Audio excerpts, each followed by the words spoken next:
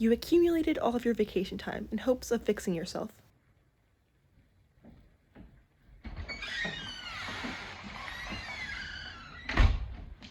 You told all your coworkers it was burnout, but really, it was something much deeper than that. Perhaps it was the despicability of the bourgeois and ruling classes' control over you. After all, you were just an underling beginning to start your career, you thought to yourself. But you vowed that 3 weeks off would change everything.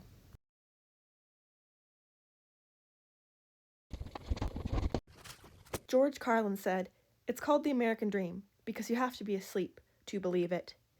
Perhaps you were sleeping as you cleaned your room, because in the back of your mind, you really didn't think that having an organized room would solve all of your issues.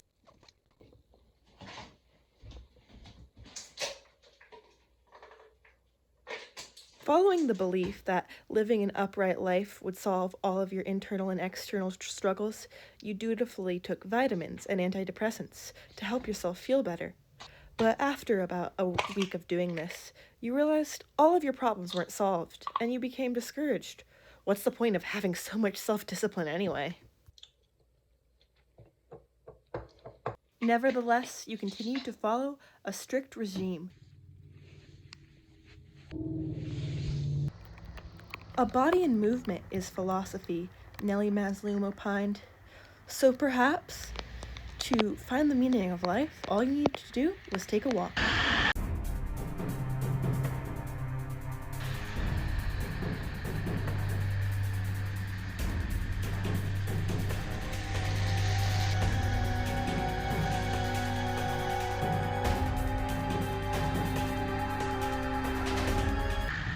Man may have been made of mud, and then made meaning out of the dust, but there is too much snow to see any dust.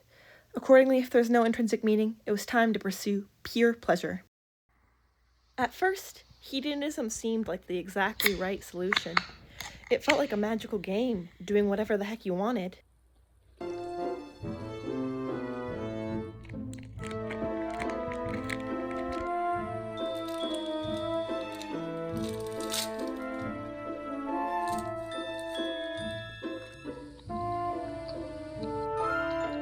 The first bite of rainbow goldfish are the most golden. After that, each bite becomes a little bit grayer and grayer until there's no rainbows left, not just in goldfish, but in all of life. Everything began to fall apart.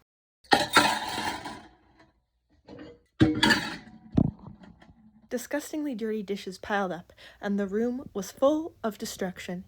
You had tried in so many ways to solve the meaninglessness, to conquer the pain in your brain.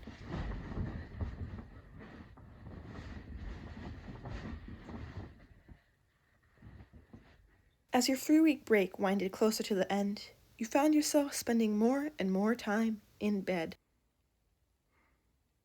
There was no solution to your search for meaning, to your quest for an absence of pain, to trying to find an ultimatum that would guide you in life. You thought with extended time to yourself, you would find something that would save you, or at least discover a way to save yourself. And yet, life seemed just as absurd as when you started this journey. But that's when you learned to laugh at the absurdity. Stasis was just that. Stasis. And so, you sat up. But sitting up wasn't a means to accomplish anything. You found yourself just sitting there. Not exactly apathetic, but also not seeking anything. It had been 3 weeks of searching, and you didn't find anything. Work was tomorrow, and you were dreading it, as per usual. But something felt slightly different.